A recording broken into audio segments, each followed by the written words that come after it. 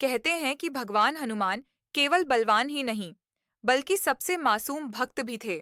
उनकी भक्ति शक्ति और बाल सुलभ जिज्ञासा के किस्से आज भी पूरे ब्रह्मांड में गूंजते हैं। लेकिन क्या आपने सुना है, एक बार बाल हनुमान जी ने सूर्य को ही निगल लिया था? हाँ, यह कोई प्रतीकात्मक कथा नहीं, बल्कि एक चमत्कार है जो देवताओं तक को विचलित कर गया था। हमारे आज की चर्चा का विषय इतना विशाल है कि उसे किसी एक शब्द में बांधना मुश्किल है, लेकिन हम कोशिश करेंगे। महादेव। हमारे पास एक स्रोत है जो उनके बारे में सिर्फ कहानियां नहीं बल्कि उनके पीछे का जो गहरा दर्शन है उसे एक बहुत ही काव्यात्मक अंदाज में समझाता है। और देखिए, असल में एक पहेली है जिसे हम आज सुलझाने की कोशिश करेंगे। वो पहेली ये है कि एक ही चेतना इतने अलग अलग, बल्कि कहूं तो एकदम विपरीत रूपों में कैसे मौजूद हो सकती है। एक तरफ वो परम वैरागी हैं, आदि योगी, जो हजारों साल से ध्यान में लीन हैं। दूसरी तरफ वो रुद्र हैं जिनका क्रोध ब्रह्मांड को कंपा सकता है। और फिर वही दुनिया का जहर पीकर नीलकंठ बन जाते हैं, करुणा की मिसाल। ये सब एक साथ कैसे हो सकता है? यही वो गुत्थी है जिसे आज हम उस समय से, जब समय भी नहीं था, जब कुछ नहीं था, सिर्फ शून्य। हमारा स्रोत कहता है कि उस शून्य में भी चेतना थी और महादेव ध्यान में थे। पर मेरा सवाल यह है कि जब कुछ था ही नहीं तो वो ध्यान किस पर कर रहे थे? ये अवस्था आखिर थी क्या? ये सवाल ही असल में पूरी चर्चा का आधार है। हाँ। हम जब शून्य या नथिंगनेस की बात करते हैं तो हमारे दिमाग में एक खाली जगह की तस्वीर बनती है, एक वैक्यूम की। लेकिन यहाँ का दर्शन बिल्कुल अलग है। ये शून्य खालीपन नहीं है, ये अनंत संभावनाओं से भरा हुआ है। ये वो अवस्था है जहाँ सब कुछ मौजूद है, लेकिन अभी तक उसने कोई रूप नहीं लिया है। जैसे एक बीज के अंदर पूरा पेड़ छिपा होता है, बस प्रकट नहीं हुआ होता। अच्छा, तो ये पोटेंशियल वाली अवस्था है। पर फिर महादेव का ध्यान करने का क्या मतलब हुआ? उनका ध्यान किसी बाहरी चीज पर नहीं था, वो खुद में ही स्थित थे। वो चेतना के उस शुद्ध रूप में थे जहाँ न कुछ बनाने की इच्छा थी, न कुछ मिटाने की। कोई क्रिया नहीं, कोई विचार नहीं, बस होना, प्योर बीइंग। इसीलिए उन्हें आदि योगी कहा गया, सबसे पहला योगी, जिसने बाहरी दुनिया में कुछ खोजने के बजाय अपने भीतर की अनंत गहराइयों को खोजा। यह हमें सिखाता है कि किसी भी रचना से पहले एक स्थिर केंद्र का होना जरूरी है। ये बात आज के समय में समझना थोड़ा मुश्किल है ना। हम तो हमेशा डूइंग में, कुछ करने में लगे रहते हैं। हमारी पूरी पहचान इसी बात पर टिकी है कि हम क्या करते हैं, क्या हासिल करते हैं। और यहाँ बात हो रही है सिर्फ होने की, बीइंग की। बिल्कुल। और शायद इसीलिए हम इतनी बेचैनी महसूस करते हैं, क्योंकि हम अपने होने के केंद्र से दूर हो गए हैं। योग का असली मतलब भी तो यही है, उस अवस्था तक पहुंचना जहां मन की सारी हलचल शांत हो जाए और आप सिर्फ अपने होने का अनुभव कर सकें। महादेव उसी परम अवस्था के प्रतीक हैं। वो हमें दिखाते हैं कि कुछ भी करने से पहले कुछ होना जरूरी है। जब आप अपने केंद्र में स्थिर होते हैं, तभी सही कर्म संभव हो पाता है। चलिए इस स्थिरता से आगे बढ़ते हैं। यहाँ एक बहुत ही दिलचस्प मोड़ आता है। स्रोत बताता है कि जब देवताओं ने सृष्टि को एक दिशा देने के लिए प्रार्थना की तो महादेव ने कुछ नहीं किया, वो बस मौन रहे। मुझे ये बात थोड़ी अजीब लगती है। कोई मदद मांग रहा है और आप बस चुप हैं। और उससे भी ज्यादा हैरान करने वाली बात यह है कि उसी मौन से ब्रह्मांड का जन्म हुआ। ये कैसे हो सकता है? मौन से इतनी बड़ी रचना। हाँ, ये सुनने में विरोधाभासी लगता है, लेकिन स्रोत की एक पंक्ति है, क्योंकि महादेव का मौन ज्ञान से भरा होता है।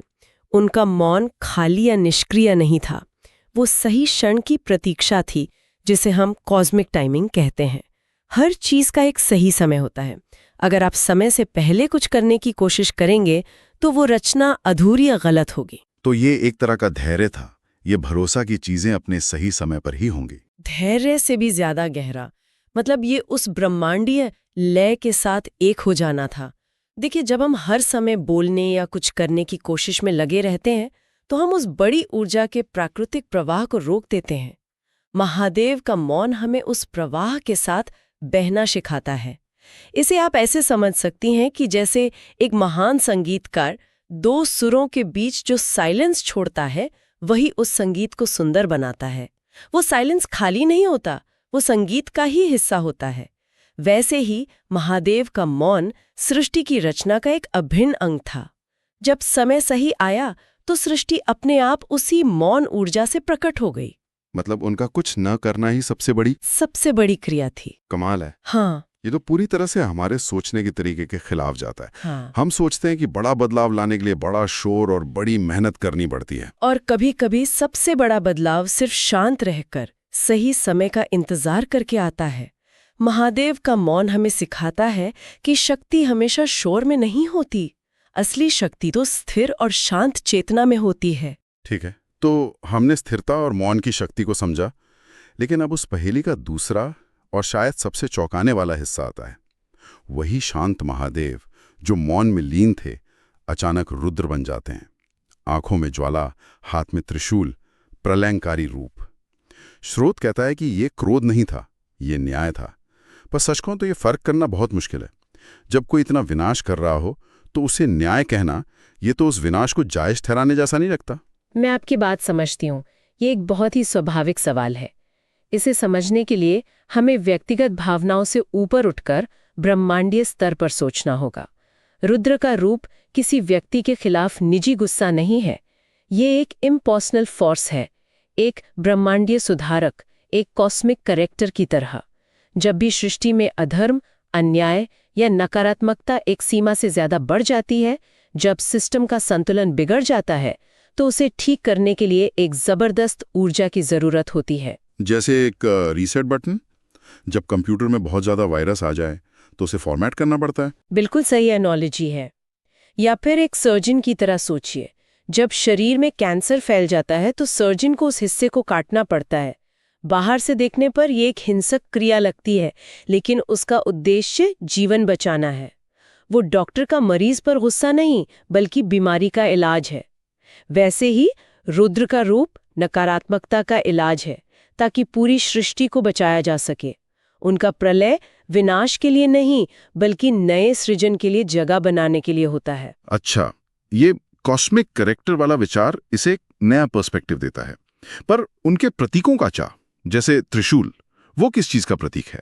त्रिशूल के कई गहरे अर्थ हैं। एक स्तर पर ये तीनों गुणों सत्व, रजस और तमस पर नियंत्रण का प्रतीक है, यानी जो इन तीनों गुणों से परे है। दूसरे स्तर पर ये समय के 3 आयामों भूत, वर्तमान और भविष्य पर महारत को दिखाता है। तो जो रुद्र हाथ में त्रिशूल लिए हुए हैं, वो प्रकृति के नियमों और समय के चक्र से बंधा नहीं, बल्कि उनका स्वामी है। इसलिए उसका न्याय किसी एक पल के गुस्से का नतीजा नहीं, बल्कि तीनों कालों को देखने वाली समझ का परिणाम है। ये हमें याद दिलाता है कि करुणा का मतलब हमेशा कोमल होना नहीं होता। कभी कभी व्यवस्था को बचाने के लिए कठोर होना भी करुणा का ही एक रूप है। ब्रह्मांडीय संतुलन और नकारात्मकता को खत्म करने की बात चली है, तो मुझे सीधे समुद्र मंथन की याद आती है। वो तो नकारात्मकता का चरम था, जब हलाहल विष निकला, और इससे संभालने का काम भी महादेव ने ही किया। स्रोत उन्हें नीलकंठ कहता है। ये कहानी सिर्फ एक पौराणिक घटना है या इसका भी कोई गहरा मतलब है? और जिम्मेदारी का सबसे बड़ा प्रतीक है। सोचिए, समुद्र मंथन से अमृत भी निकला और विष भी। अमृत के लिए सब लड़ रहे थे, देवता भी और दानव भी।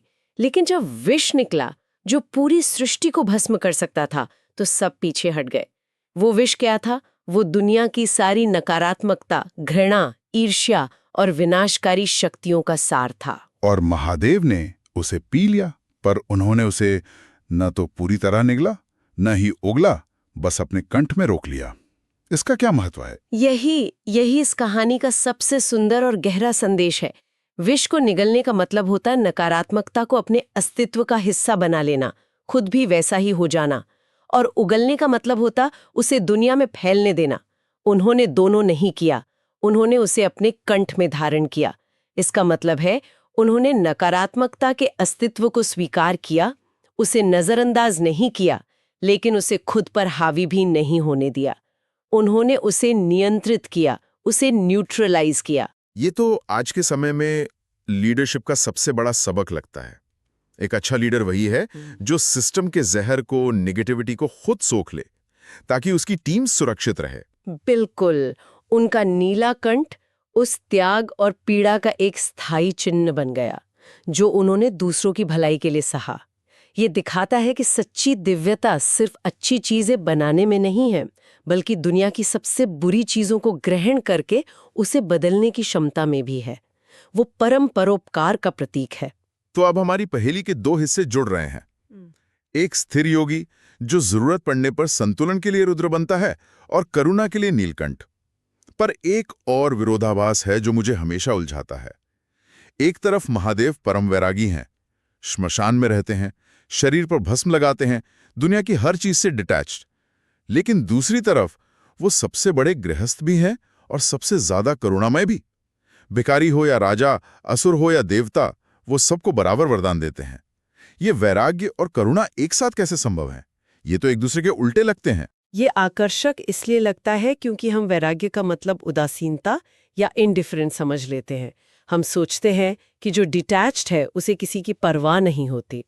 लेकिन महादेव का दर्शन बताता है कि उनका वैराग्य ही उनकी असीम करुणा का स्रोत है। ये कैसे, जरा समझाइए। देखिए, जब हम किसी से जुड़ते हैं तो हमारा लगाव अक्सर किसी शर्त पर आधारित होता है।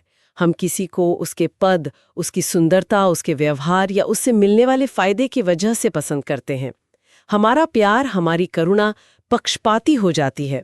लेकिन महादेव क्योंकि भौतिक चीजों, पद, पहचान और सामाजिक हैसियत से पूरी तरह डिटैच्ड हैं, इसीलिए वो सच्ची और बिना शर्त करुणा दिखा सकते हैं।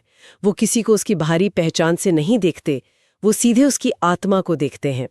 उनका वैराग्य उन्हें निष्पक्ष बनाता है। मतलब क्योंकि उन्हें किसी से कुछ चाहिए ही नहीं, इसलिए वो बिना किसी भेदभाव के सबको दे सकते हैं। ठीक, यही बात है। उनका वैराग्य उन्हें मुक्त करता है। और शमशान में रहने का प्रतीक भी यही है। शमशान वो जगह है जहां दुनिया के सारे भेद, अमीर गरीब, ज्ञानी अज्ञानी, सुंदर कुरूप, जलकर राख हो जाते हैं। वहां सिर्फ अंतिम सत्य बचता है। जो उस अंतिम सत्य के साथ रहता है, उसके लिए ये सांसारिक भेदभाव कोई मायने नहीं रखते। इसीलिए उनका वैराग्य उन्हें दुनिया से दूर नहीं ले जाता, बल्कि उन्हें दुनिया के हर जीव के और भी करीब ले आता है, एक गहरे आत्मिक स्तर पर। तो इन सभी रूपों, इन सभी कहानियों का आज हमारे लिए क्या मतलब है?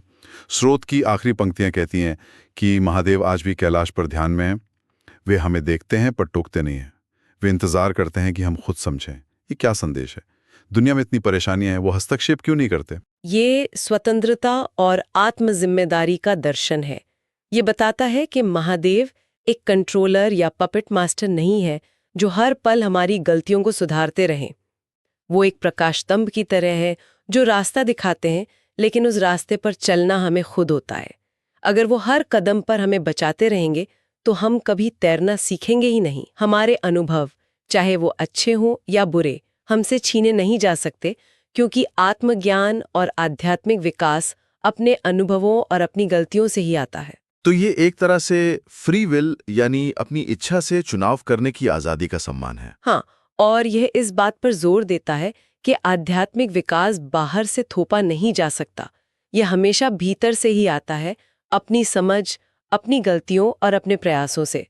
कैलाश पर उनका ध्यान इस बात का प्रतीक है कि परम चेतना हमेशा मौजूद है, हमारा मार्गदर्शन करने के लिए उपलब्ध है, लेकिन हमें अपनी यात्रा खुद तय करनी होगी। हमें अपने भीतर उस चेतना से जुड़ने का प्रयास खुद करना होगा। तो आज की इस चर्चा ने उस पहेली को सुलझा दिया जिससे हमने शुरुआत की थी।